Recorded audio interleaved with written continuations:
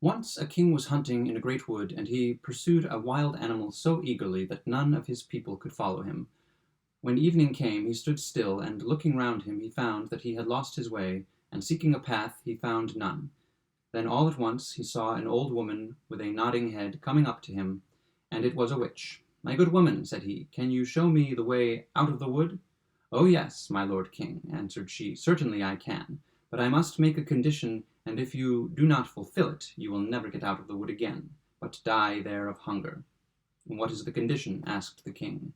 "I have a daughter," said the old woman, "who is as fair as any in the world, and if you will take her for your bride, and make her queen, I will show you the way out of the wood." The king consented, because of the difficulty he was in, and the old woman led him into her little house, and there her daughter was, sitting by the fire. She received the king just as if she had been expecting him, and though he saw that she was very beautiful, she did not please him, and he could not look at her without an inward shudder.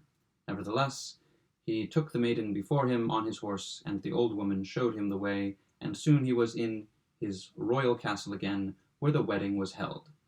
The king had been married before, and had his first wife had left 7 children, 6 boys and 1 girl, whom he loved better than all the world. And as he was afraid the stepmother might not behave well to them, and perhaps would do them some mischief, he took them to a lonely castle standing in the middle of a wood. There they remained hidden, for the road to it was so hard to find that the king himself could not have found it, had it not been for a clue of yarn, possessing wonderful properties that a wise woman had given him. When he threw it down before him, it unrolled itself and showed him the way. And the king went so often to see his dear children that the queen was displeased at his absence, and she became curious, and wanted to know what he went out into the wood for so often alone. She bribed his servants with much money, and they showed her the secret, and told her of the clue of yarn, which alone could point out the way. Then she gave herself no rest until she had found out where the king kept the clue, and then she made some little white silk shirts, and sewed a charm in each, as she had learned witchcraft of her mother. And once, when the king had ridden to the hunt, she took the little shirts and went into the wood, and the clue of yarn showed her the way. The children, seeing some one in the distance, thought it was their dear father coming to see them, and came jumping for joy to meet him. Then the wicked queen threw one of the little shirts over each, and as soon as the shirts touched their bodies, they were changed into swans, and flew away through the wood. So the queen went home, very pleased to think she had got rid of her stepchildren. But the maiden had not run out with her brothers, and so the queen knew nothing about her. The next day the king went to see his children, but he found nobody but his daughter. "Where are thy brothers?" asked the king. "Ah, dear father," answered she, "they are gone away and have left me behind." And then she told him how she had seen from her window her brothers in the guise of swans fly away through the wood, and she showed him the feathers which they had let fall in the courtyard, and which she had picked up. The king was grieved, but he never dreamt that it was the queen who had done this wicked deed, and as he feared lest the maiden also should be stolen away from him, he wished to take her away with him. But she was afraid of the stepmother, and begged the king to let her remain one more night in the castle in the wood. Then she said to herself, "I must stay here no longer, but go and seek for my brothers." And when the night came, she fled away and went straight into the wood. She went on all that night and all the next day, until she could go no longer for weariness. At last she saw a rude hut, and she went in and found a room with 6 little beds in it. She did not dare to lie down in one, but she crept under one and lay on the hard boards and wished for night. When it was near the time of sun-setting, she heard a rustling sound, and saw 6 swans come flying in at the window.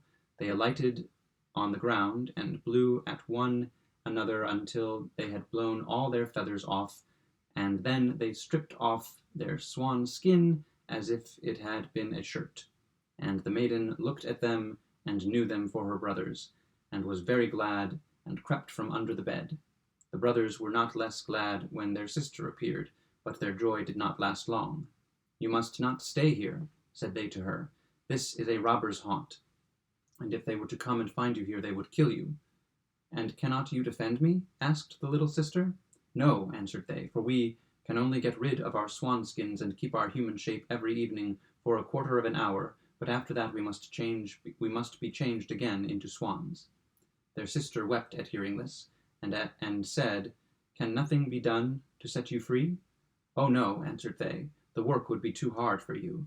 For 6 whole years you would be obliged never to speak or laugh, and make during that time 6 little shirts out of aster flowers. If you were to let fall a single word before the work was ended, all would be of no good." And just as the brothers had finished telling her this, the quarter of an hour came to an end, and they changed into swans and flew out of the window. But the maiden made up her mind to set her brothers free, even though it should cost her her life.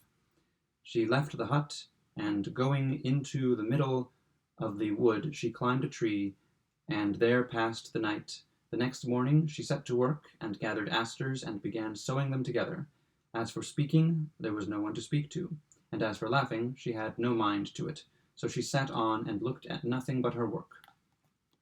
When she had been going on like this for a long time, it happened that the king of that country went a-hunting in the wood, and some of his huntsmen came up to the tree in which the maiden sat. They called out to her, saying, "Who art thou?" But she gave no answer. "Come down," they cried, "we will do thee no harm."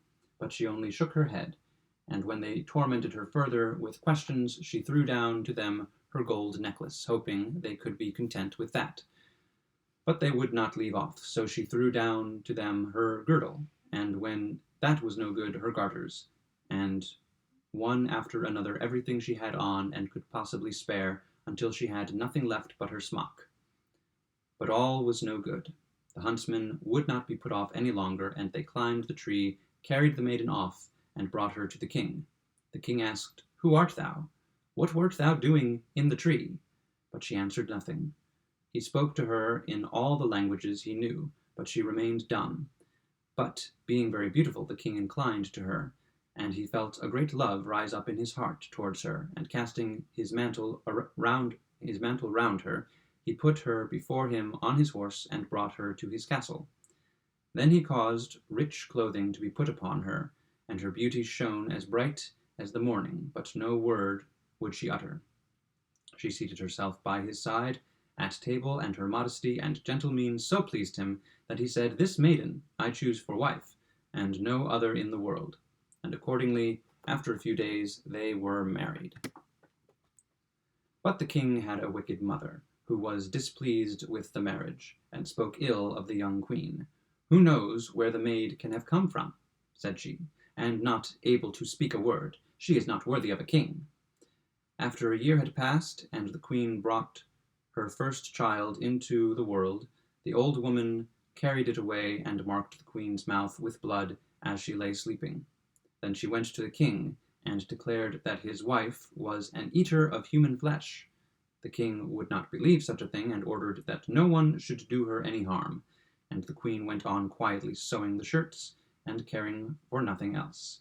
The next time that a fine boy was born, the wicked stepmother used the same deceit, but the king would give no credence to her words, for he said, She is too tender and good to do any such thing, and if she were only not dumb, and would justify herself, then her innocence would be as clear as day.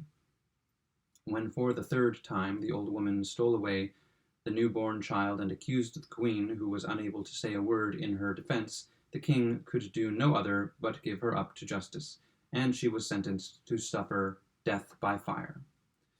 The day on which her sentence was to be carried out was the very last one of the 6th year of the years during which she had neither spoken nor laughed, to free her dear brothers from the evil spell. The 6 shirts were ready, all except one which wanted the left sleeve, and when she was led to the pile of wood, she carried the 6 shirts on her arm, and when she mounted the pile, and the fire was about to be kindled, all at once she cried out aloud, for there were 6 swans coming flying through the air, and she saw that her deliverance was near, and her heart beat for joy. The swans came close up to her with rushing wings, and stooped round her, so that she could throw the shirts over them, and when that had been done, the swan skins fell off them, and her brothers stood before her in their own bodies, quite safe and sound. But as one shirt wanted the left sleeve, so the youngest brother had a swan's wing instead of a left arm.